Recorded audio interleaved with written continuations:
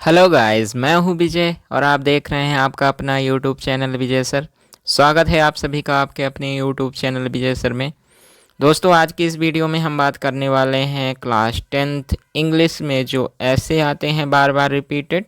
लगभग हम 5 प्रश्न पत्रों के इसमें ऐसे देखेंगे कि कौन से ऐसे सबसे महत्वपूर्ण है, कौन से बार बार आते हैं और 2025 मेन एग्ज़ाम के लिए हमें कौन सा ऐसे पढ़ना चाहिए। चलिए वीडियो की शुरुआत करते हैं। वीडियो की शुरुआत करने से पहले यदि आप हमारे चैनल पर नए हैं तो चैनल को सब्सक्राइब कर लीजिए और बेल आइकन मत दबाना भूलिएगा, क्योंकि जब भी अब वीडियो अपलोड की जाए तो सबसे पहले पहुंचे आपके पास।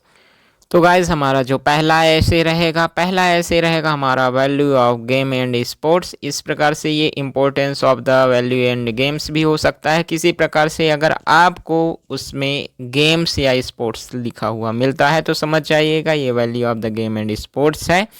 और ये जो ऐसे आया हुआ है ये आया हुआ आपके मेन एग्ज़ाम 24 में, उसके बाद सप्लीमेंट्री मेन एग्ज़ाम 24 में, सप्लीमेंट्री 2023 के एग्ज़ाम में मेन एग्ज़ाम में और 2022 के एग्ज़ाम में। तो लगातार ये 4 बार आ चुका है। 2022 से 5 बार एग्ज़ाम हो चुके हैं, ये 6वीं बार है एनसीईआरटी जब से लागू हुई है। और 5 बार में से लगभग 4 बार ये पूछा गया है। तो आप इसको वेरी वेरी मोस्ट इम्पोर्टेंट रखिएगा, इसको आपको ज़रूर कर लेना है। हो सकता है इस बार भी ये आए।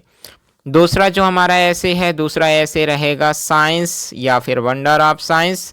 ये पहले तो एनसीईआरटी लागू होने से पहले बार बार आया करता था, यही एवरग्रीन था, लेकिन इस समय एवरग्रीन में value of the game and sports है। तो ये वंडर ऑफ साइंस यदि आपने 9th में याद किया है या इसमें भी याद करते हैं क्लास 10th में तो याद कर लीजिएगा, चूँकि ये 4 बार आ चुका है।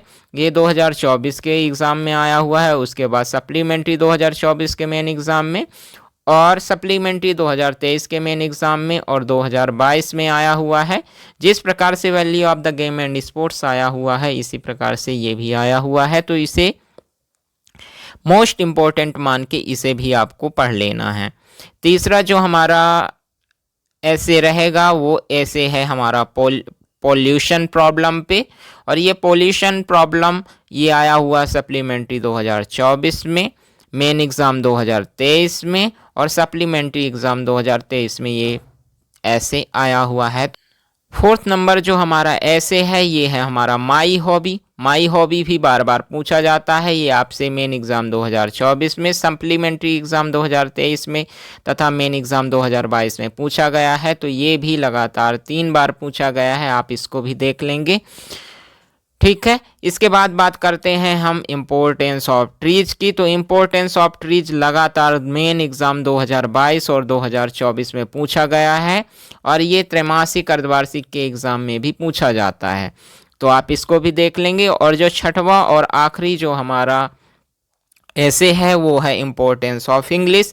ये भी पूछा जा रहा है आजकल, ये मेन एग्ज़ाम 23 में आया है, लेकिन त्रैमासिक अर्धवार्षिक और प्री बोर्ड के एग्ज़ाम में भी ये पूछा जाता है। चूँकि ये 10th 11th 12th 9th सभी में पूछा जाता है, तो ये भी एक तरह से बहुत महत्वपूर्ण है।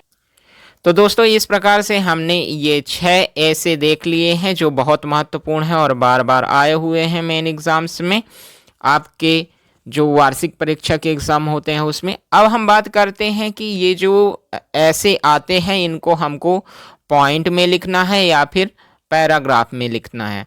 तो पॉइंट और पैराग्राफ दोनों में लिखा जा सकता है, लेकिन आपको देखना है कि आपको जो क्वेश्चन पेपर में दिया गया है वो किस में बोला गया है।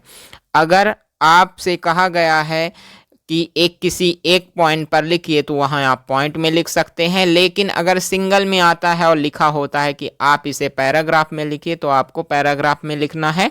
फिर उस समय आपको आउटलाइन और हेडिंग नहीं बनाना है, केवल डायरेक्टली आपको पैराग्राफ में मिला मिला के लिख देना है। हमें आशा है कि ये जो ऐसे हैं जो हमने 5-6 देखे हैं इनमें से ही 2-3 लगभग आ जाएंगे उसमें, और अगर आपने तैयार किया है तो आपसे बन भी जाएगा। और गाइज़, यदि अन्य वीडियो देखने हैं आपको तो आप जाके हमारे चैनल के प्लेलिस्ट में जाके देख सकते हैं या फिर एंड स्क्रीन में दिखाए गए वीडियोस से आप देख सकते हैं, जो आपके मेन एग्ज़ाम 2025 के लिए बहुत महत्वपूर्ण हैं। कमेंट करके ये भी बताइएगा कि अगला वीडियो आपको किस टॉपिक पर चाहिए। मिलते हैं अगले वीडियो में, तब तक के लिए बाय बाय, नमस्कार।